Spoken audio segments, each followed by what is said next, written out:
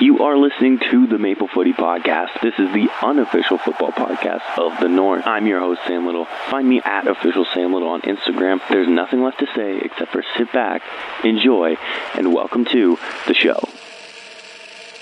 Hello, yes, welcome back to another episode of the Maple Footy Podcast. And we've got another episode where I'm talking about Canada's Copa Run, and it's their final game, of course. Play the sad music. I don't know what to do myself. Canada's not playing Copa. There's no Euros. What am I supposed to do? You know?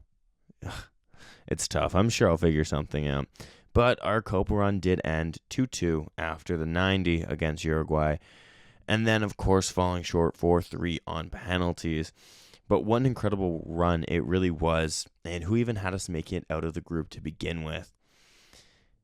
In the end, Argentina were the only team to beat us in regular time. And, of course, as I just said, Uruguay did down us on penalties, not penalty teams. We drew Chile, who are past winners, beat a pretty decent Peru side, I would say, and then beat Venezuela on penalties. And honestly, now reflecting on that game, it shouldn't have been. We shouldn't have went to penalties. We probably should have done it in the 90. We had our chances, as I mentioned on the podcast prior. So if you haven't listened to that one, check that one out too. Why not? So yeah, not a bad tournament for a team everyone had kind of bet against. And apologies, this episode is just a tad later than it usually will be. It's been busy, sorting out some podcasts and whatnot. And then, life itself can get busy. So thank you for being patient. I know this is later than we probably all were expecting, but it is here nonetheless. So there we go, But our boys do leave the tournament with their heads held high and a country behind them and believing. It's a great precedent, in my opinion, to set ahead of the World Cup in 2026, which we're obviously hosting. New stars announced themselves, and some veterans showed up. In between now and then, I'm sure new stars will also continue to throw their hat in the ring of being at this World Cup. And Jesse Marsch, fair play. I think it really helped this country believe that we could win and get these results needed, which at many times throughout this tournament, we obviously did. It starts from the top, and he instilled that belief into our boys. Yes, in all fairness, sometimes it wasn't the most entertaining brand of football, but it is a results-based business, and that's what we got. We got results on numerous occasions. And then, obviously, there was some times, like that Venezuela game and even our Uruguay game, were very great and free-flowing, a lot of fun to watch, really entertaining. And some of the best games I watched all summer, Copa and Euros alike. So, it's not like we were just, see out this result. Like, no, sometimes we did play. We did play well. He's shown that he's a little bit versatile in that sense, that he can make us a team that's hard to beat. And, yeah, I'm very happy with it, honestly. I don't know what else to say. I'm quite happy with this. And you already know the drill. We're going to move into player by player, moving from defense to midfield to attack, sprinkling some opinions in there as well. But yeah, overall, very good Copa Run. Ends a little bit, I don't want to say in a bad way, because obviously fourth place in the Copa isn't bad. But, when we were about, 2 minutes away from that third place, and then to go out on penalties always sucks to lose on penalties. But regardless, so really, a great tournament. It really was a tournament to be proud of. Like we've said before, the furthest CONCACAF team, and it was our debut tournament. Well, debut Copa, sorry. We've been in tournaments before, but debut Copa. So, yeah, just real proud of this team. I think they did great. But enough of the yap, all right? He says as he's about to yap for another, half hour probably? But no, we're going to get serious. We're going to start in net with Dane St. Clair. And he got his first call this Copa, and I know some people want a Crepeau. And yes, I wouldn't have been heartbroken if Crepeau had started. But I think it was fair to put in St. Clair. He deserves a run out. Hasn't had a minute, and he's had a very good season. So why not put him in the third place game, change it up a little bit, get him on the field. As I said in my previous podcast, yes, we obviously want third, but also, like, it doesn't ruin our tournament if we don't get third. And putting in these guys, I don't think totally destroys our chance of getting third. And obviously, we were literally a whisker away. But so putting in a guy like St. Clair, who is a very good goalkeeper, he deserves to be in there. I have no problem with it. Both goals aren't on him as well, in my opinion. He couldn't do much. Definitely not the Suarez one. I don't think there's a keeper in the world that probably stops that. And then the first one, if we're being super harsh, I think we could say he could have reacted quicker. And I think even then, we're just nitpicking a nitpick because Bentancur blasts it into the roof of the net from 8 yards out. So once, if we're being harsh, I guess you could say he could have reacted a bit quicker, but I don't think so. I wouldn't really say that the goals were on him. He made a couple of good saves as well, but then there were a couple times where he did look shaky, where I think you do kind of see that difference, those slight differences between Crépeau and Dane St. Clair. But once again, just really happy he got in. Definitely deserved to be in there. He made a big save on Suarez in the stoppage time shortly before Suarez had equalized. So, obviously won't get remembered, but I remembered it. So I think he's a suitable second option to Crépeau. That's my opinion. Looking at our captain of the night, Richie Laryea, started at left back and then finished on the right. I thought he worked hard all game and was getting into dangerous positions, was fouled a lot, as he typically is. It's kind of his game, and made it really hard for the opposition to just not concede those fouls. He showed a lot of grit and passion throughout the game and this tournament, in all fairness.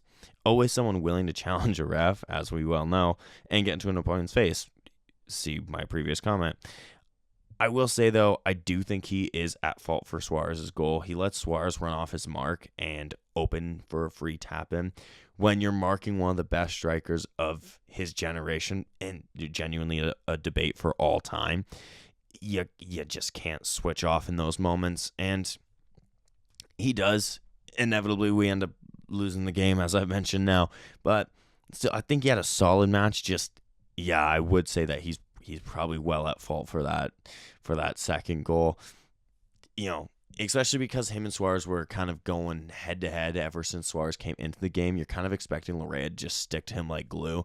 But it doesn't happen in that moment. And then inevitably Suarez does what Suarez does. He, even at the age of 36, 37 now, he still has those class moments in him, and he will make you pay, as we did find out. But yeah, overall, I thought it was a pretty good tournament for Richie Laryea. So congrats to him as well, by the way. I think we all forget that 5-6 years ago he was on nobody's radar, and now here he is, captaining Canada. I mean, we can all say what we like, but that is pretty incredible. Looking at his other fullback partner of the night, Alistair Johnston, one of the players of the tournament, actually, not just our player, one of the players of the tournament. Solid outing from him. He was pulled off this tournament for the first time, so that's an interesting stat, I guess. He would have gotten the max amount of minutes played if he had finished this game. Obviously, not really. Not that it super matters, but, just wanted to throw that out there. But, yeah, I mean, what can I say that I haven't already said? He is just top class. He's a top-class right back, and probably the best right back in the world that people don't know about, if that makes sense. He's just so solid going forward and amazing defensively. I would put him up against some of the best in the world, in my opinion. I can't speak highly enough of him. He's one of our best players, and he is an all-star. I can't imagine what our backline would look like without Alistair Johnston. He's crucial to what we do going forward and obviously defending. So, yeah, I mean, like I said, he kind of leaves me I don't know what to say. He's just good. He's a very good player. I don't know what else to say of note, because it is just so hard to find any flaw in his game. I mean, you really look at him, he's great one-on-one defensive. He's great zonal marking. He's great going forward, great coming back, great with tackles, great with blocking. What more can you say about the guy? He is just an all-star, and I mean, Celtic do have just such a top-class player on their hands going into this next season. This will be, his third season with them, I believe. So, yeah, just always one to watch, whether he's with Canada or with Celtic. So I hope he has a great season coming up. And, I mean, just keep doing what you're doing. Looking into our center backs, Luc de Fougerolles made his first start for the national team. And I will say he did look shaky in the first 10 to 15 minutes.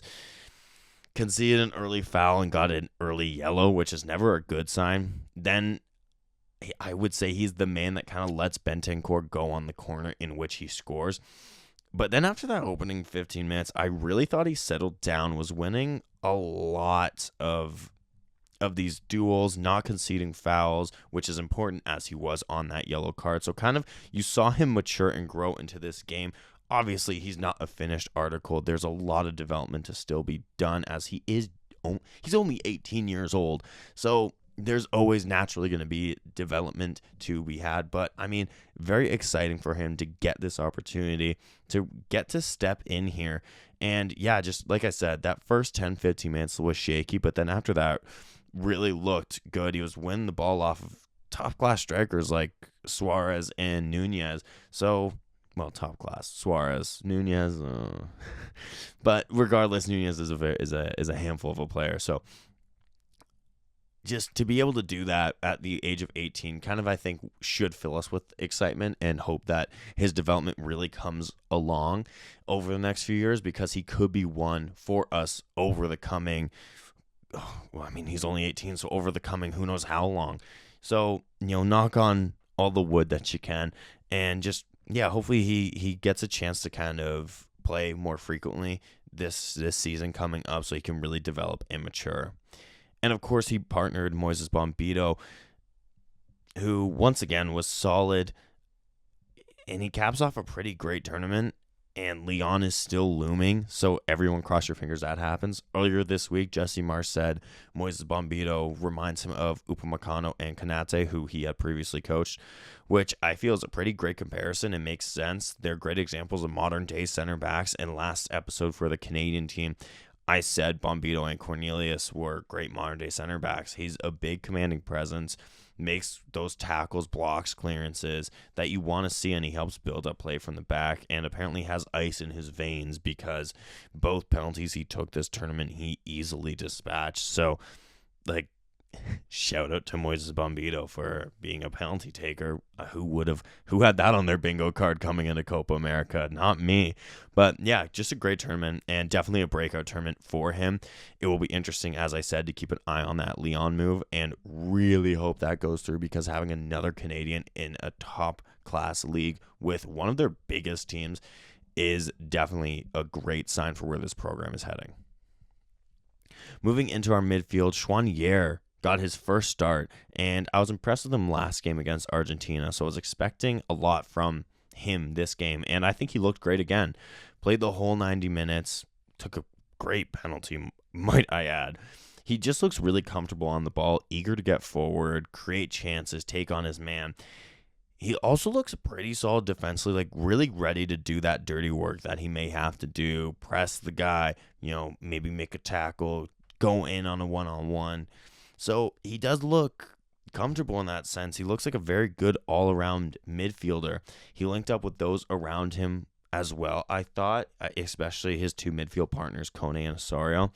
And apparently there are rumors of him wanting to leave Montreal. And if I was TFC, I'd be all over this, as he looked great with Osorio. Just don't ruin Choinière like they have many other players. So I don't know if Choinière, even if these rumors are true, I don't know if he wants to leave Montreal. I don't know if he wants to go to Europe. But if he wants to stay in MLS, if I'm GFC, I'm making a move, absolutely, because this guy looks top class. But if he goes to Europe, once again, positive for us, because another Canadian in a top level league, you would hope. So I think, he looked very bright in the minimal game time he had this tournament. And knowing that we have him as part of this program now, when we are looking pretty good through in our midfield with guys like Osorio, Kone, Estacio, Piet, and whoever else wants to announce themselves as well. And now you add in Chouanier. I think it's really great to see this. But speaking of Osorio, let's talk about him. He, I think, had a good game. I will say that. I'm going to start off with that. I think he had a good game. I also think he should have had a goal. When he broke through in the box, it looked like it might happen. It might have been his moment, but the keeper saved it. It wasn't the best finish from Osorio, and he gets his own rebound. And in all fairness, that rebound was a bit harder than the original shot, having to kind of head the ball as it's coming at you, not with much pace on. Now you have to generate all that pace from essentially a standing position. It's never going to be easy. So the rebound isn't as tough of a miss, but it does suck. As I am a massive Osorio fan, I would have gone absolutely mental if he had scored in the Copa third place game. But I do still think overall he had a good game. He looked disappointed in himself not scoring that chance, but he linked up play in the middle really well with the other two men. I do think that this midfield really worked, by the way. Kone, Chouanier, Osorio, they all linked up really well together. And this to me was the game where we didn't look overrun in that midfield. Is it potentially because we played three in the middle, as someone, me, has been saying we should? I don't know. Well, maybe. But yeah, no, I thought it was a good Oso performance. Operating those pockets of space that we saw. I mean, like I said, found himself in that pocket of space for that chance. Obviously didn't have the result that we wanted, but you just see how he kind of operates in those spaces, finds those moments to try and pick something out. And he is just such an underrated player in this squad. And yeah, just playing in behind a striker, I think really suits him, especially given the class that he's kind of surrounded with too. He doesn't have to, not that he has no defensive responsibilities, because we know that he does, but he can be a little bit more free on that pitch, which I think does suit him, playing in behind. In this game, it was Olosehi. So yeah, I mean, he is one of my favorite players. I'm always going to be biased to him. I'm never going to badmouth the guy. So, I mean, I'm sorry if maybe you were tuning in hoping that maybe you thought Osorio didn't play great, and that's okay. We all have our opinions. That one would be wrong. I'm kidding. But yeah, I mean, obviously, I'm just not going to badmouth him. He's one of my favorite players of all time, so I'm not going to badmouth him. I do wish he scored that. But it was, I thought, a very good performance. Moving over to our final kind of central midfielder, as they're actually called, center man. But moving over to Ishmael Kone. And yeah, he was just our man of the match. He just was. Probably his best performance all tournament. Maybe you could make the case. Yeah, probably. Yeah, I would say we'll die on that hill. Best performance all tournament from him. He scores that half bicycle kick to draw us level. And, I mean, like, who would have thought that, It was a great finish. He finds himself open in the space and just goes, pew, and the ball goes in the back of the net. But, yeah, I mean, it's a great goal. It shows his confidence and his class, I think, because you have to be confident and classy enough to be able to even attempt that, never mind actually pull it off. So, it's a great little take from him. I know people bring up the missed penalty, as I don't really hold that against him, because like everyone misses. The best players of all time have missed. So I'm not going to sit here and say that he should have scored his penalty, because at the end of the day, someone's always going to have to miss. But he always looked eager to get on that ball, was a constant outlet, really carries that ball forward, can take like 2 to 3 players out of a single play. If they swarm him and he gets the ball around him, they're done in that play. And he progressed the ball really well, was really, like I've said, with all three of our center men, our center midfielders, they all three of them linked up really well. You could tell that they were all really comfortable with each other, always an outlet for each other, and Ishmael Kone is no different. There's just something about this guy. He looks a bargain at 12 million euros for Marseille. You never know where his career is going to take him, so I'm really hoping this Marseille move really works out for him. But Uruguay just couldn't really keep up with him. They couldn't get close to him. He was finding so much joy getting pressured, beating his man, just a top player who's about to become an absolute star with his move to League 1. We'll obviously be keeping up with him. So, yeah, I mean, he just excites me. He's that midfield player that you want in your team. So, I thought he had a great performance. And like I said, man of the match, absolutely. And looking at the left flank with Jacob Schaffelberg, another one of our breakout stars this tournament. I think he was ineffective at times, but effective at times, which in that position, you're always going to kind of have those games. So it was up and down for Schaff. Definitely looking dangerous when possible, but there was a few times where he looked pedestrian.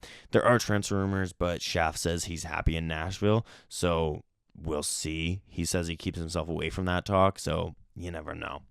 But yeah, don't have much to say on his performance. He didn't really wow me as he has in past games, but it's not like he was, oh my gosh, that was terrible. He just didn't really do a whole ton to stand out. But the man on the right, Ali Ahmed, was a very welcome surprise. He looked great against Argentina when he came on, and then against Uruguay as well. He was rewarded with that start, and it was repaid. He didn't look out of place.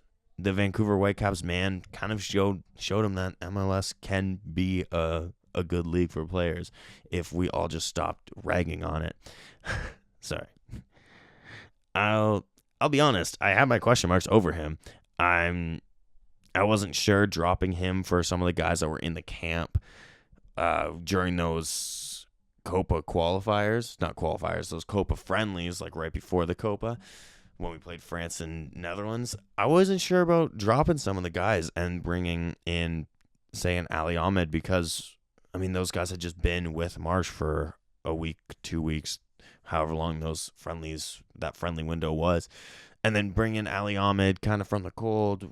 I wasn't sure what to expect, but yeah, he came in. Anytime he was on, he looked impressive. In this game, he looked great, linked up really well with Johnston and then Larea, and was just getting forward, creating chances, didn't back down either. Like, he's coming up against some talented defenders, and he was always willing to take them on, always willing to try and get around them, whip a ball into the box, and yeah, I just thought he looked really good. He was on the right this game, played on the right and the left last game, so he's shown he's pretty versatile too, and could be a big part of this program for years to come, and hopefully he keeps taking these chances when they come. It's really exciting to see a guy like him who has a pretty unique skill set. It looks like it's really cool to see a guy like him kind of come in, announce himself in these minimal minutes that he did get, and he just looked really good, so very impressed with him.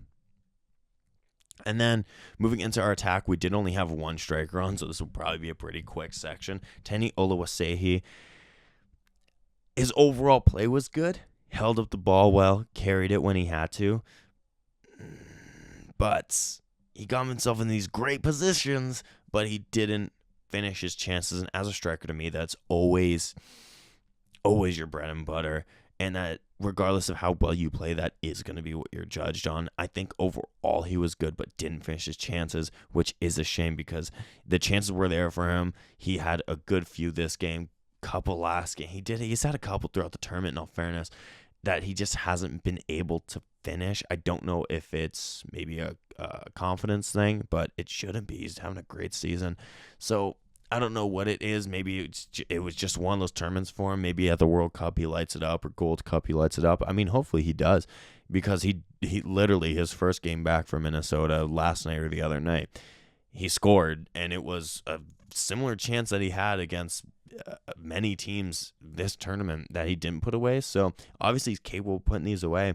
So hopefully he starts to replicate that on the international stage, as that striker spot is pretty well contested. Obviously, Jonathan David, Kyle Larin, Theo Bair, Teni Oluwaseyi, and whoever else, Ike Ugbo. And then I know that there's some other guys that we're trying to court who have dual citizenships, and then also just guys that didn't get the call. So, if he's not going to start scoring internationally, then, obviously this is only his first major tournament. I'm not saying drop him, never bring him again. I'm just saying he's going to have to start converting these, as that position is highly contested. And I was still impressed with him this tournament. Just those chances which is a common theme of our tournament. Those chances just come back to kind of bite us when we should have scored and we didn't.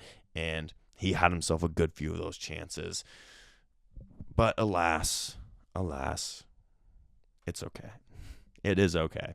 I do have confidence in him. He does it at club level, so I'm sure he will start to do it on the international stage. I just think it's a matter of when, not if. Looking at our subs, first Alphonso Davies came off the bench for Alistair Johnston in the 62nd minute, and it wasn't his best performance of this tournament. I will say that. Looks susceptible defensively, and if it wasn't for his center backs bailing him out a few times, I think it could have been worse for him. One like Okone, I don't hold the missed penalty against him. Everyone misses. I don't hold it against him. I'm sorry. If you want me to come on here and rag on these guys for missing penalties, it's not going to happen. He just, his overall play was just subpar. I think he had a quiet tournament. That's not me saying he had a bad tournament. I think he had a quiet one. He kind of just did his job as a left back, which obviously you want to see, but we're kind of so accustomed to see Alphonso Davies like doing these highlight reel worthy things, and he didn't really have that moment this tournament.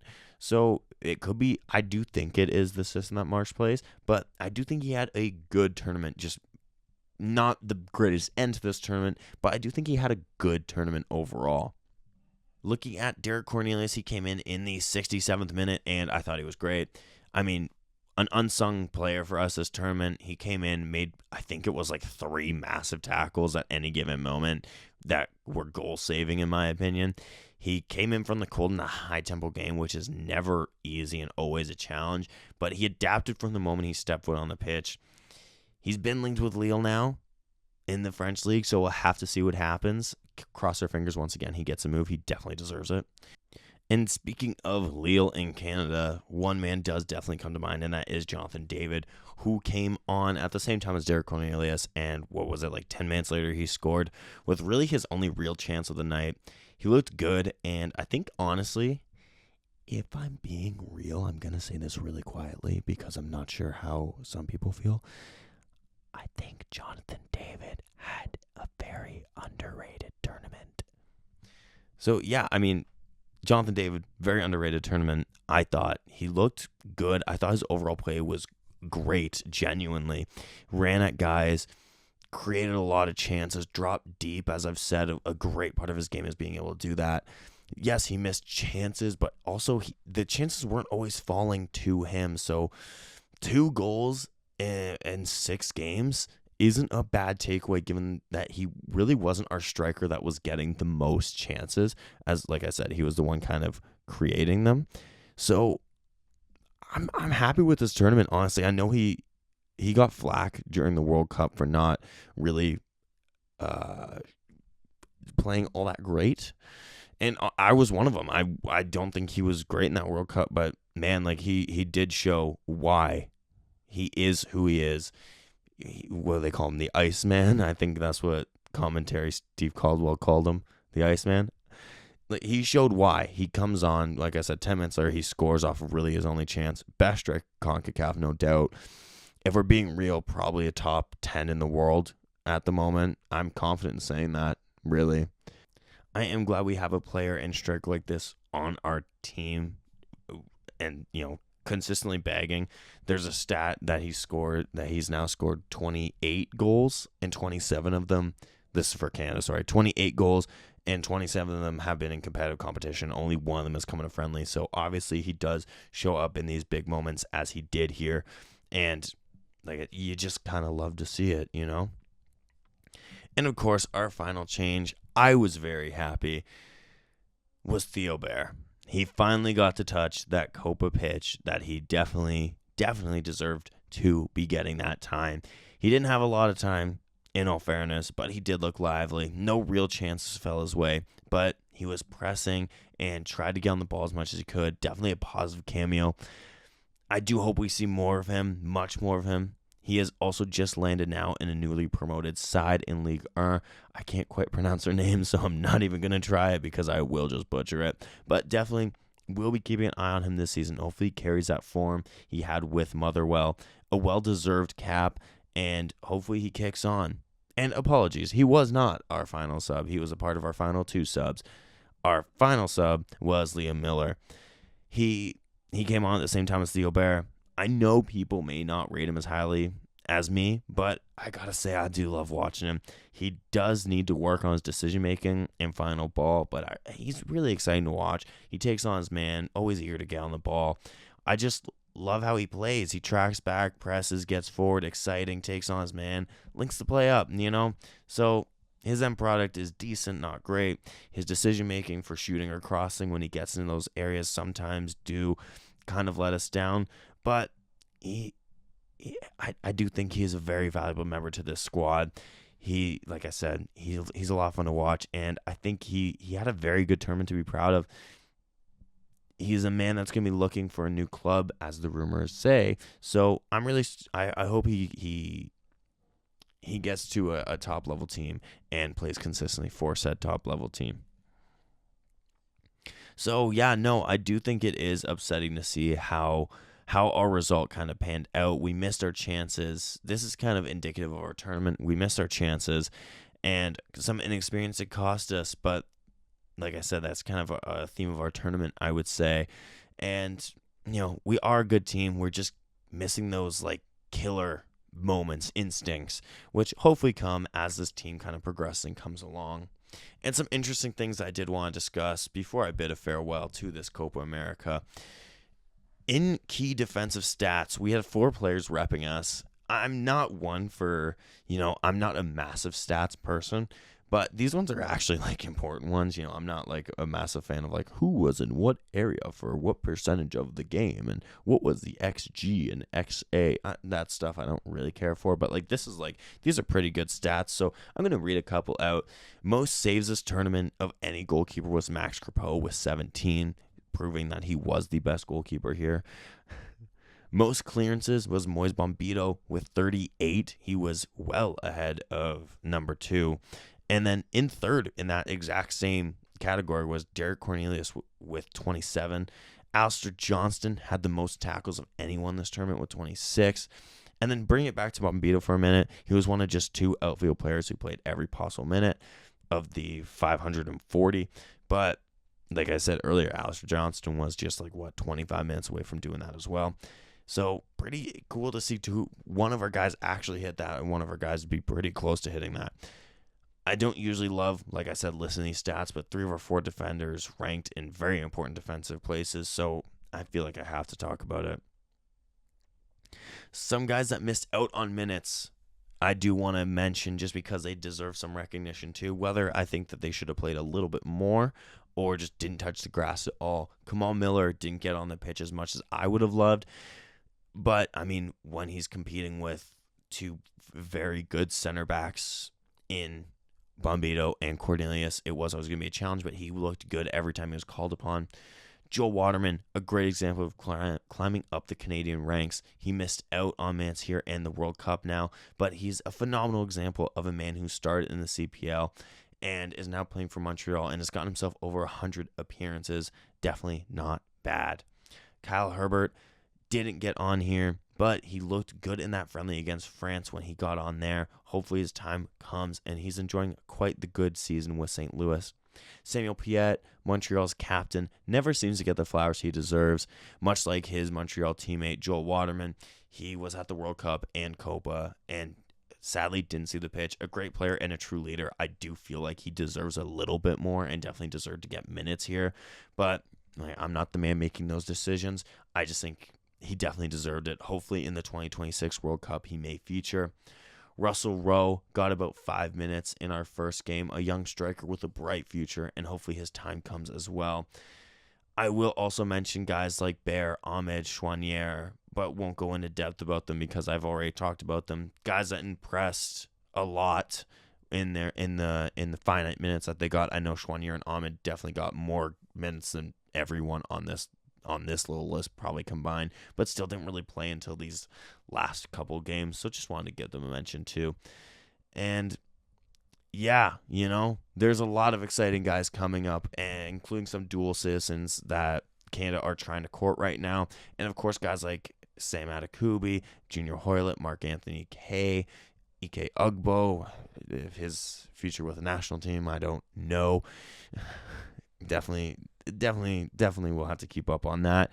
But yeah, these are guys that get pretty regular call-ups who missed out through injury, potentially, or just form. So this team could look a little different come September for those friendlies against Mexico and the States. So it'll be interesting to see what happens, who gets the call next time. Some of the guys, like I mentioned, could be there, and we are trying to court those dual citizens. Apparently Daniel Jebison, Prince David, and Whitecap starman Ryan Gild. Some of them would be great additions if we're being honest. Exciting times for Canadian football. And now, once again, just want to end this off with a little bit of keep an eye out. So, as it is the transfer window, there are some players who could be moving squad, and I will just be talking about the players in this squad, not other Canadian players. We could be here for a while if it was every Canadian player. So, just the players in this squad. Theo Bair, as I said, really happy for him. Already got his move.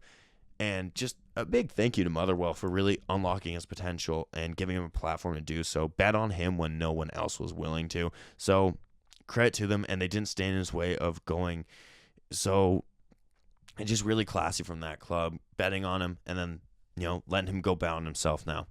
Luke de Fougerolles, there could be a loan move for him this summer. Nothing concrete yet that I have seen, but I have seen some murmurings. So once again, we'll have to keep up.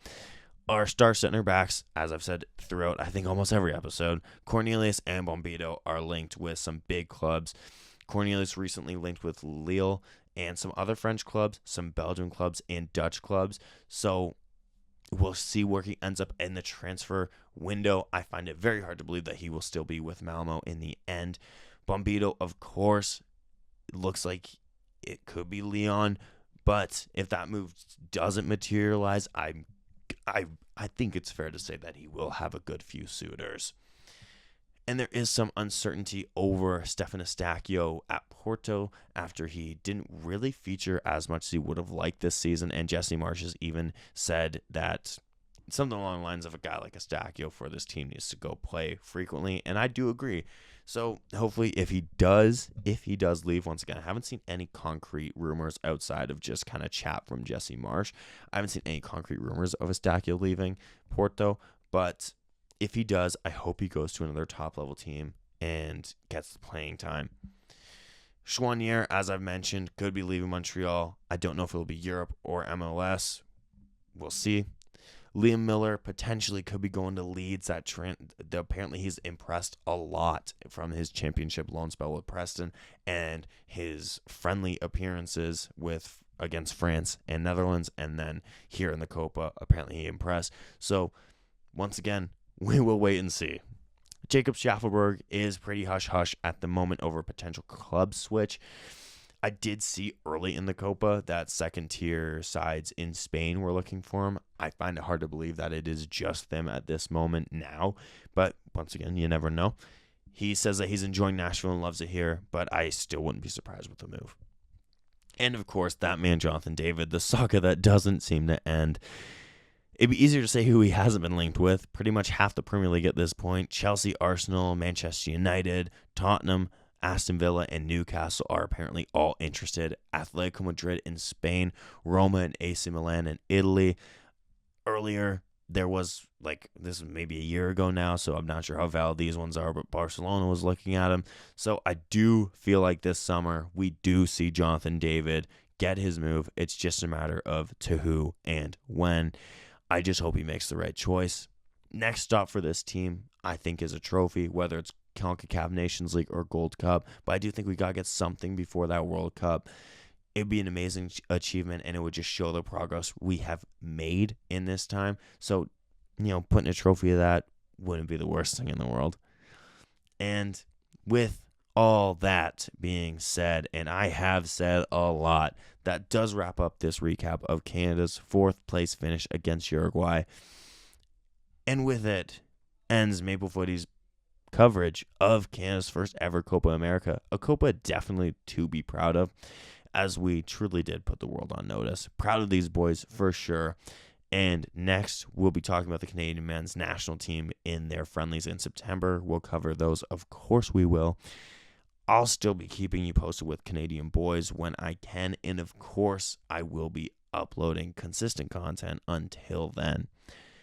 But thank you so much for listening and following this amazing journey with me. I hope you enjoyed. Find me on Instagram at @officialsamlittle to be the first to know about anything. Subscribe here it makes it easier for you to listen to these. And it has been a blast. I sincerely do hope you enjoyed, and I really do appreciate if you've listened to every episode. And, of course, until next time, cheers, everyone. And that was your Maple Footy podcast. Thank you so much for listening. Check my socials for any and all future updates at @officialsamlittle on Instagram, where I am most active. And until next time, live, laugh, little.